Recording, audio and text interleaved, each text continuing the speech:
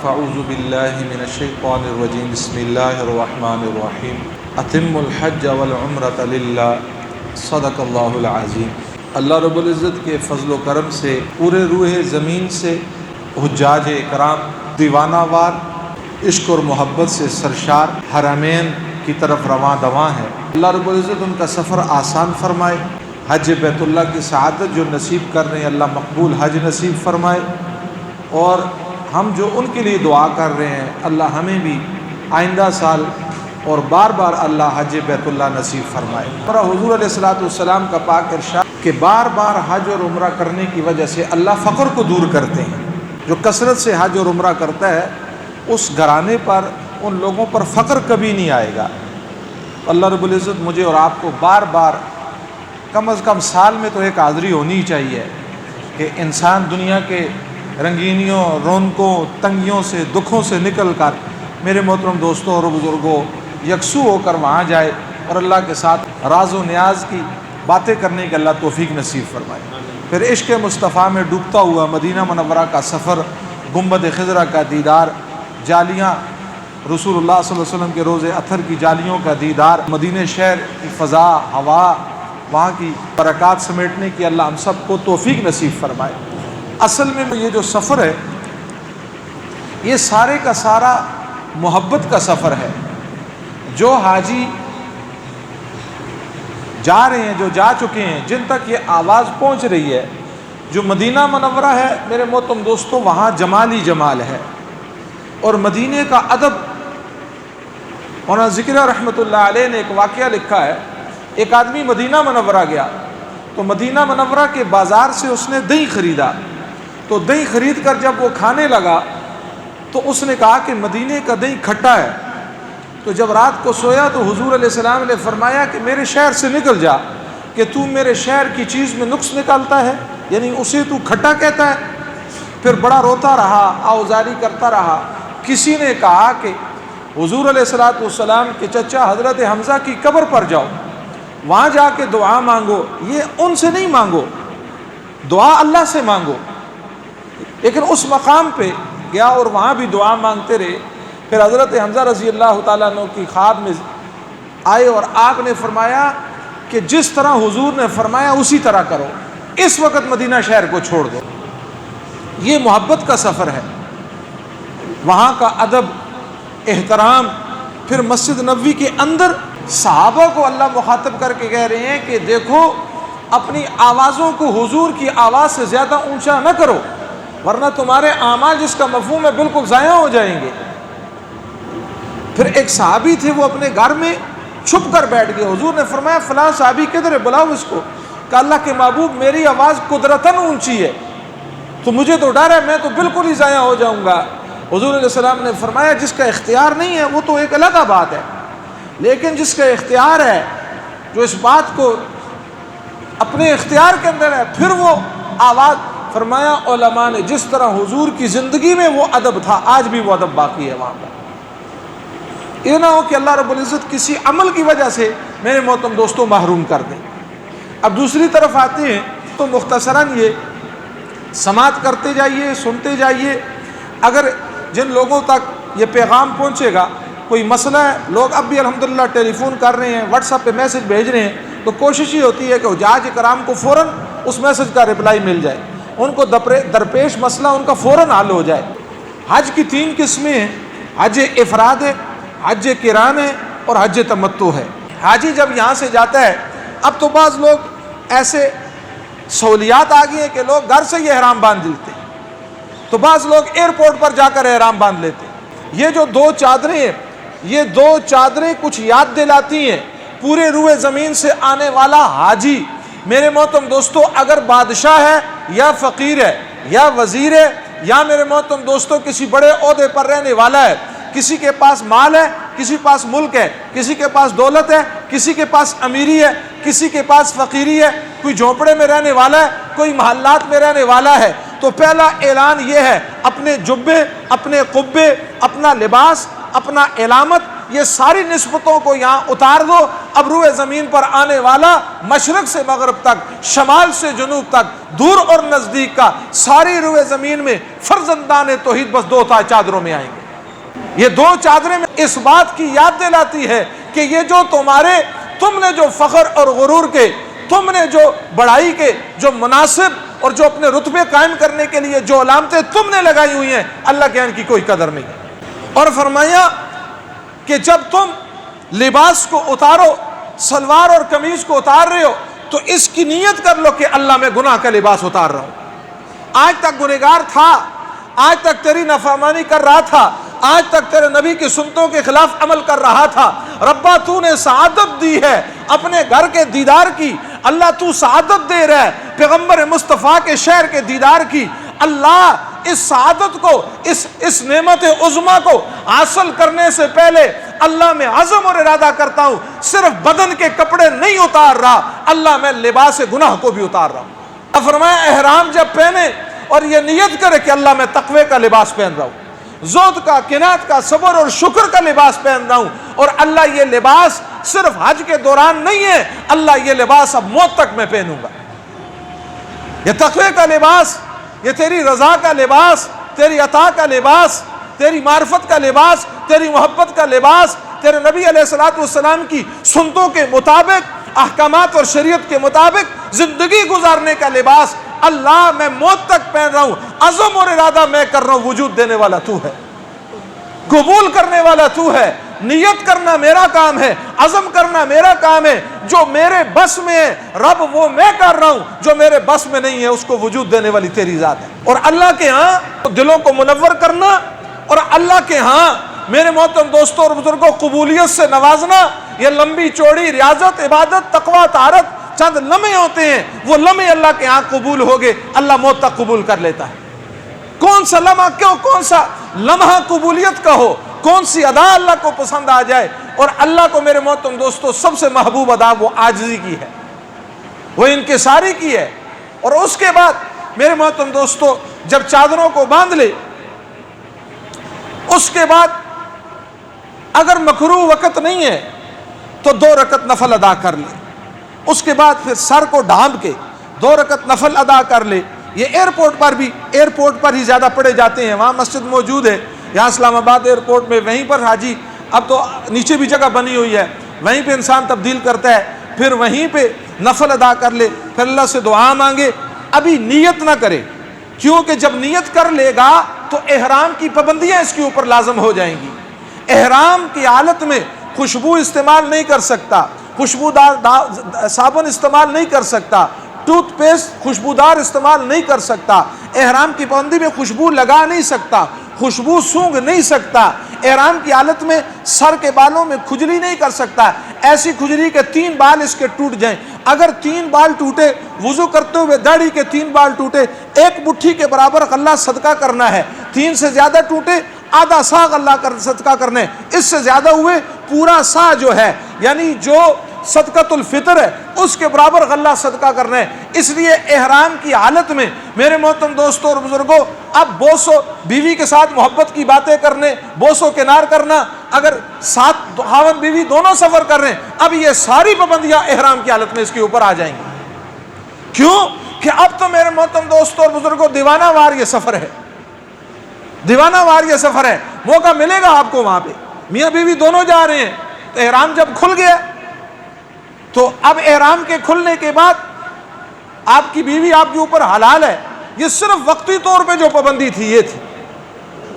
اس لیے جب جہاز میں بیٹھ جائیں، بیٹھنے کے بعد پھر جب جہاز اڑ جائے، اڑنے کے بعد میرے محترم دوستوں اور بزرگوں جب میقات آتا ہے اس سے پہلے حاجیوں کو بتا دیا جاتا ہے ابھی 20 منٹ کے بعد جہاز حدود سے گزرے گا، اس سے پہلے حاجی نیت کر لے.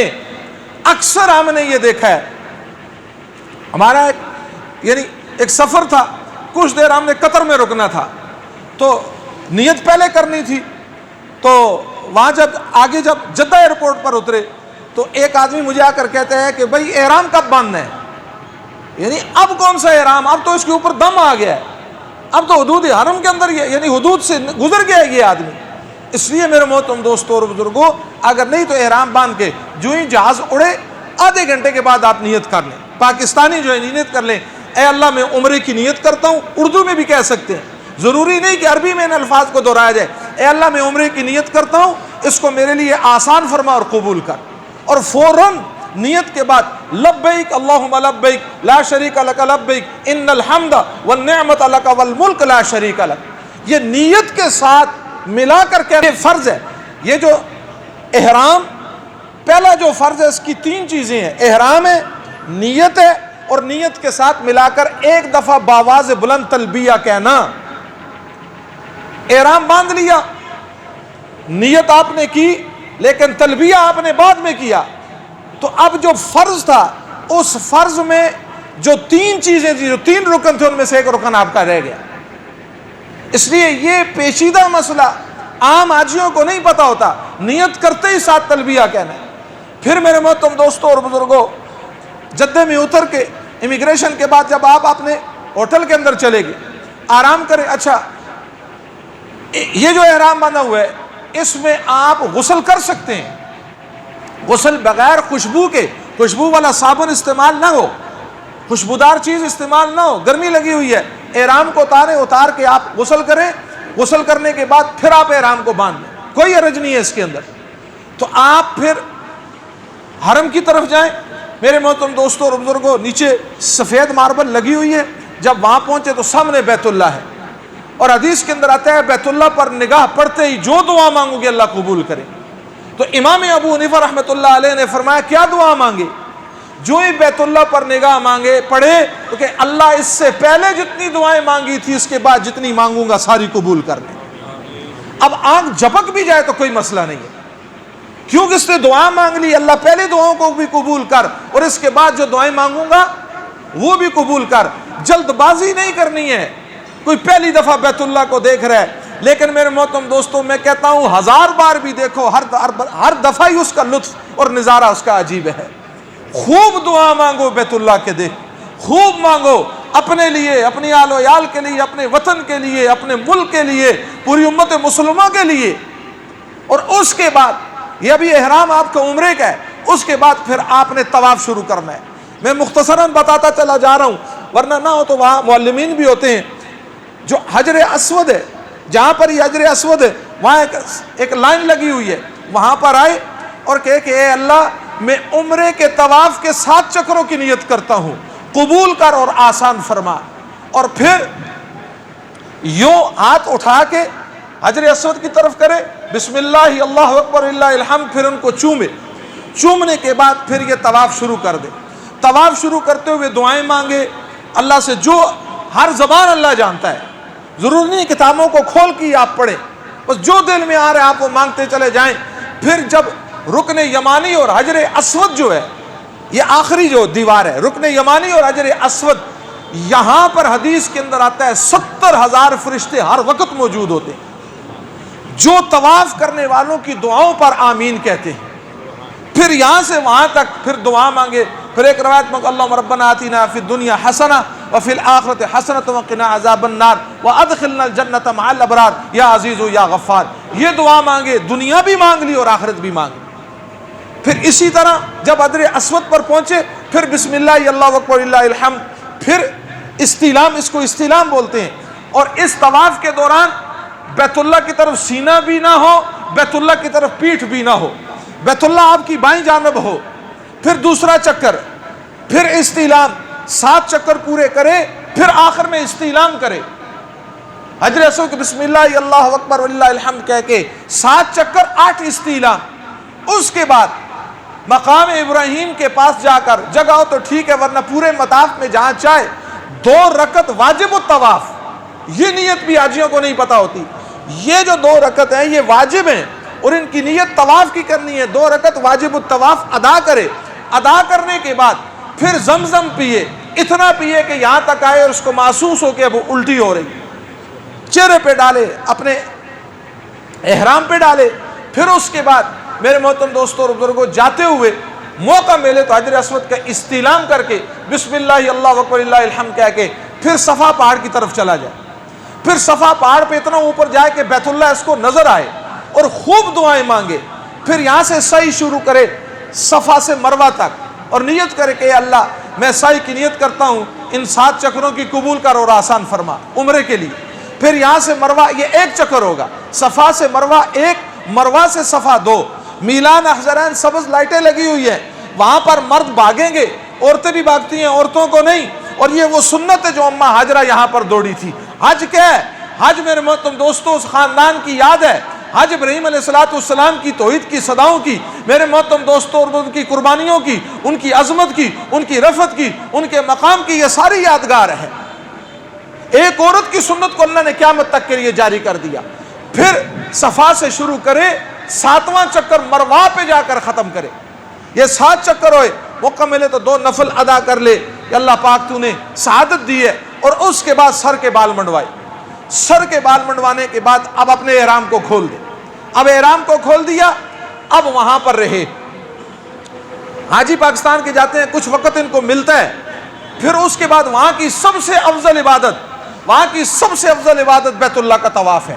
کیوں کہ یہ عبادت روح زمین میں صرف وہاں ہے, اس کے علاوہ اور کہیں نہیں. قرآن آپ یہاں بھی پڑھ سکتے ہیں, نفل آپ یہاں بھی پڑھ سکتے ہیں, ذکر آپ یہاں بھی کر سکتے ہیں, لیکن آپ یہاں طواف نہیں کر سکتے. طواف صرف وہاں پر ہے. اس لیے افضل ترین عبادت جو ہے وہ وہاں کا طواف ہے. کپڑے آپ نے پہنے ہوئے ہیں, طواف کیا اپنے کپڑوں میں ہی. آپ کہیں کہ میں بیت اللہ کے 7 چکروں کے طواف کی نیت کرتا ہوں, اسی انداز سے آپ طواف شروع کر لیں, اور طواف کے بعد 2 رکعت نفل واجب الطواف ادا کر لیں. اب آگے میرے محترم دوستو حج. 8 ذو الحجہ کو یہ اب حج کا احرام باندھے گا. حج کا احرام باندھ کے یہ مینا پہنچ جائیں گے. یہ 8 ذو الحجہ ہے, مینا پہنچ جائیں گے. وہاں ظہر سے پہلے ظہر, عصر, مغرب, عشاء اور اگلے دن 9ویں ذو الحجہ کی فجر کی نماز, یہ 5 نمازیں حاجی مینا میں جا کر ادا کرے گا. 9ویں ذو الحجہ کو جب طلوع آفتاب ہو جائے, طلوع آفتاب کے نکلتے ہی یہاں سے 9 ذو الحجہ کو تمام حاجی یہاں سے پھر عرفات کی طرف چلے جائیں. 9 کلومیٹر کا سفر ہے, مینا 3 ہے, عرفات آگے 9 ہے. 9 کلومیٹر کا سفر, یہ عرفات میں چلے جائیں. عرفات میں جا کر زوال کے بعد وقوف عرفہ شروع ہوگا. یہاں آپ نے کیا کرنا ہے, وہ حاجی جو مسجد نمرہ میں امام کے ساتھ نماز ادا کرتے ہیں, وہ زور کے وقت میں زور اور عصر پڑھیں گے. کیا کریں گے؟ زور کے وقت میں پہلے امام زور کی نماز ادا کرے گا, یہ بھی ان کے ساتھ ادا کریں گے. پھر اس کے بعد سلام پھرتے ہی عصر کی نماز کی تکبیر ہوگی, پھر اس کی نماز ادا کریں گے. لیکن جو حاجی امام کے ساتھ شریک نہیں ہوئے, اپنے خیموں میں اپنے مقام پر ہیں, وہ زور کے وقت میں زور پڑھیں گے اور عصر کے وقت میں عصر پڑھیں گے. وہ اکٹھی نمازیں نہیں جمع کر سکتے. یہ شرط ان حاجیوں کے لیے ہے کہ جو امام کے ساتھ پڑھیں گے, نمرہ مسجد کا جو امام ہے اس کے ساتھ, وہ زور کے وقت میں 2 نمازیں اکٹھا کریں گے. ورنہ جو ان کے ساتھ نہیں پڑھ رہے وہ اپنے اپنے ٹھکانوں پہ چاہے اپنی جماعت کریں انفرادی طور پہ, لیکن کوشش کرے سارے سفر میں جماعت کے بغیر نماز ادا نہ کریں. اس کے بعد وقوف عرفہ, حدود لگی ہوئی ہے. میرے محترم دوستو, یہ میدان عرفات وہ ہے جہاں اللہ نے وعدہ کی ہے کہ قیامت تک کے لیے جو ایمان والا یہاں آئے گا اپنے گناہوں کی معافی مانگے گا. فرمایا اس کو میں گناہوں سے ایسے پاک کروں گا جیسے آج ہی ماں کے پیٹ سے پیدا ہوا ہے. خوب مانگے اللہ سے, خوب مانگے. اور غروب آفتاب سے پہلے نہیں نکلنا. غروب آفتاب سے پہلے نکلے گا تو دم واجب ہو جائے گا. غروب ہو جائے, غروب کے بعد, یہ آج 9ویں ہے, غروب کے بعد اور وقوف عرفہ کا وقت کیا ہے؟ 9ویں ذو الحجہ کے زوال کے بعد 10ویں ذو الحجہ کے صبح طلوع تک. یہ پورا ہے. ٹھہرنا تو جو واجب ہے وہ غروب تک ہے, غروب تک. لیکن اس کے بعد بھی کوئی لیٹ پہنچے, کوئی اور مسئلہ ہو گیا, کوئی بیمار ہے, کچھ ہے, تو اس کو گنجائش ہے کب تک؟ صبح تک. پھر مغرب کی نماز یہاں نہیں ادا کرنی, راستے میں بھی ادا نہیں کرنی. مغرب کی نماز مزدلفہ میں جا کر عشاء کے وقت میں ادا کرنی. یہاں اپنی جماعت کرائیں, عشاء کے وقت میں دونوں نمازیں. پہلے مغرب کی پڑھیں گے, مغرب کی سنتے نہیں پڑھیں گے, پھر اس کے بعد عشاء کی نماز پڑھیں گے. عشاء کی نماز پڑھنے کے بعد پھر سنتے اور وتر ادا کریں گے. اب یہاں مزدلفہ میں رات کا قیام ہے. وقوف مزدلفہ، وقوف مزدلفہ اس کا وقت کیا ہے یہ ذرا ذہن میں رکھیں. اس کا وقت میرے محترم دوستوں اور بزرگوں صبح جس وقت طلوع صبح صادق کے بعد طلوع فجر سے پہلے تک یہ وقوف مزدلفہ کا وقت ہے. رات کا قیام آپ نے کرنے، لیکن جو اس کا وقوف کا وقت ہے صبح کے بعد ہے. صبح صادق سے طلوع سے تھوڑا سا پہلے، یہاں پر طلوع سے پہلے پہلے نکل جائے. آج 10ویں ذوالحجہ ہے، آج حاجی نے بہت سارے کام کرنے ہیں اور ان کاموں کو ترتیب سے کرنا ہے. آگے پیچھے کرے گا تو پھر دم واجب آ جائے گی. آج 10ویں ذوالحجہ کو یہ مینا میں آ جائے گا. مینا میں آنے کے بعد سب سے پہلا جو کام کرے گا، بڑے شیطان کو کنکری مارے گا. صرف ایک شیطان کو بس، جو بڑا جمرۃ العقبہ، یہ جو بڑا اس کو مارے گا اور کنکریاں مزدلفہ ہی سے اٹھا لے گا یا راستے سے اٹھا لے گا. یہاں پہنچے گا بڑے کو مارنے. آج کے بعد وسطیٰ اور جو اولا پہلا اس کو اور دوسرے کو نہیں مارنی، صرف بڑے کو مارنی. بڑے شیطان کو کنکری مارے. مارنے کے بعد یہ جو پاکستانی حاجی ہے جو حج تمتع کر رہا ہے، یہ اس کے بعد جا کر قربانی کرے گا. جب تک یہاں پر کون سی چیز غلط ہو جاتی ہے، کیونکہ عموماً حکومت قربانی کے پیسے لے لیتی ہے یا کسی اور ساتھی کو پیسے دے دیتے ہیں، وہ قربان گاہ چلا جاتا ہے. جب تک آپ کو اس بات کا کامل یقین نہ ہو جائے کہ میری قربانی ذبح ہو گئی ہے، اس وقت تک سر کے بال نہیں منڈوانے. قربانی سے پہلے اگر سر کے بال منڈوا دیے، یہ ترتیب واجب ہے میرے محترم دوستو، دم واجب آ جائے گا.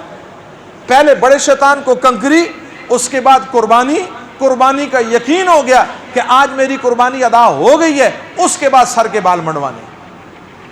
اس کے بعد یہ ترتیب ان میں واجب ہے. اس کے بعد جو حج کا تیسرا اور بڑا فرض ہے طواف زیارت، وہ جا کر کرے گا. حرم میں آ جائے گا، وہ کرے گا. طواف زیارت 10 ذوالحجہ کو بھی کر سکتا ہے، 11 کو بھی کر سکتا ہے، 12 کو بھی کر سکتا ہے. ان 3 دنوں میں جب موقع ملے تو یہ طواف زیارت کر سکتا ہے. حج کے 3 فرض ہیں. حج کے پہلا فرض میرے محترم دوستوں اور بزرگوں وہ نیت ہے، احرام ہے، نیت ہے اور تلبیہ ہے، یہ پہلا. دوسرا فرض اس کا وقوف عرفہ ہے، اور تیسرا یہ جو طواف زیارت ہے جو سر منڈانے کے بعد کیا جاتا ہے. اگر ان 3 فرضوں میں کوئی ایک فرض رہ گیا، کوئی دم نہیں ہے، کوئی کچھ نہیں ہے، کوئی قضا اس کا حج نہیں ہے، دوبارہ اس کو حج کرنا پڑے گا. اور 6 واجبات ہیں حج کے. کتنے واجبات ہیں جی؟ 6 واجبات. 3 فرض سمجھ آگے، احرام ہے، نیت ہے، تلبیہ ہے، وقوف عرفہ ہے اور طواف زیارت ہے. اور 6 اس کے واجب ہیں، 6 اس کے واجبات ہیں. ان 6 واجبات میں میرے محترم دوستوں اور بزرگوں یہ مزدلفہ کا قیام جو اس نے کیا ہے یہ ہے. اس کے بعد صفا مروہ کی سعی ہے. اس کے بعد قربانی کرنا ہے. اس کے بعد سر کے بال منڈوانے ہیں. اور میرے محترم دوستوں طواف وداع کرنا ہے. یہ کس کے لیے؟ طواف وداع وہاں والوں کے لیے نہیں ہے، یہ جو پاکستان سے گئے ہوئے آخری الوداعی طواف کرنا. جب بیت اللہ کو چھوڑ رہا ہے، بیت اللہ سے جدا ہو رہا ہے، تو یہ طواف وداع کرنا ہے. پھر اس کے بعد آگے 11ویں 12ویں اور 13ویں ان 3 دنوں میں یہ مینا میں شیطانوں کو کنکریاں مارے گا. ترتیب یہ ہے، پہلے جمرۃ الاولا پہلے کو، پھر وسطیٰ کو، پھر بڑے کو. پہلے شیطان کو کنکری مار کے ہٹ کے دعا مانگے گا اگر موقع ہے، دوسرے کو مار کے دعا مانگے گا اگر موقع ہے، نہیں تو کوئی بات نہیں ہے. تیسرے کے بعد دعا نہیں مانگنی، تیسرے کے بعد دعا نہیں مانگنی. پھر دوسرے دن، پھر اگلے دن کنکریاں مارنی ہے. اور پھر اس کے بعد میرے محترم دوستو اس آدمی کا حج پورا ہو جائے گا. اور اس کے بعد پھر یہ بعض ترتیبی ہوتی ہے، یہاں سے لوگ مدینہ منورہ جاتے ہیں.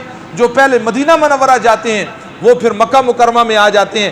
بہت آسان ہے، کوئی مشکل نہیں ہے. ارکان ذکر میرے محترم دوستو اور بزرگوں، اصل میرے محترم دوستو باطن کا حج ہے. اصل کس کا ہے؟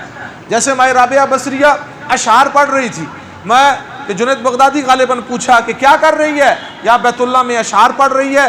آپ کہنے لگی تو مجھے بتا، تو بیت اللہ کا طواف کر رہا ہے، یہ جو سامنے گھر ہے اس گھر کا طواف کر رہا ہے یا گھر والے کا؟ انہوں نے کہا میں تو گھر کا طواف کر رہا ہوں. آگے سے کہنے لگی پتھر دل پتھروں کا طواف کرتے ہیں، پتھر دل پتھروں کا طواف کرتے ہیں اور زندہ دل گھر والے کا طواف کرتے ہیں. کیا مطلب؟ کہ طواف کر رہے گویا کہ اللہ کے انوارات اور تجلیات کا طواف کر رہے. تو یہ عارفانہ میرے محترم دوستو اللہ کی محبت میں ڈوبا ہوا حج ہونا چاہیے. اس لیے آپ حضرات عزم کریں اور ارادہ کریں جن پر حج فرض ہے اگر وہ نہیں کریں گے تو فرمایا چاہے یہودی ہو کر مرے یا عیسائی ہو کر مرے مجھے اس کی کوئی پرواہ نہیں. اب خود سوچ لیں جن پر فرض ہے, مال دیا ہوا ہے میرے محترم دوستو, بیٹی کے شادی کے لیے, بچوں کی اولاد کے لیے پیسہ رکھا ہوا ہے, اس کی کوئی شریعت میں نہیں ہے. فرمایا اگر رکھا ہوا ہے اور اتنا ہے کہ حج کے لیے بھی پیسے ہوں اس کے پاس, اتنے 40 دن کا آل و عیال کو خرچہ دے کر جا سکتا ہو, اس کے اوپر حج بیت اللہ فرض ہے, نہیں ہوگا تو یہ گنہگار ہوگا. اگر ایسے کوئی ہمارے ساتھی بیٹھے ہوئے ہیں میرے محترم دوستو فرض ہے لیکن نہیں کیا, عزم اور ارادہ کریں انشاءاللہ. اب اگلے سال نیت ملے گی تو انشاءاللہ ضرور کریں گے, اگر نہیں ہے تو اس سال میرے خیال میں پرائیویٹ کمپنیاں ابھی بھی لگی ہوئی ہیں میرے خیال میں حج کے لیے بھیجنے کے لیے, تو کوشش اور سعی اور ارادہ کریں, اللہ پاک دروازے کھولیں گے. دعا کریں اللہ پاک مجھے اور آپ کو سب کو حج بیت اللہ اور بار بار نصیب فرمائے.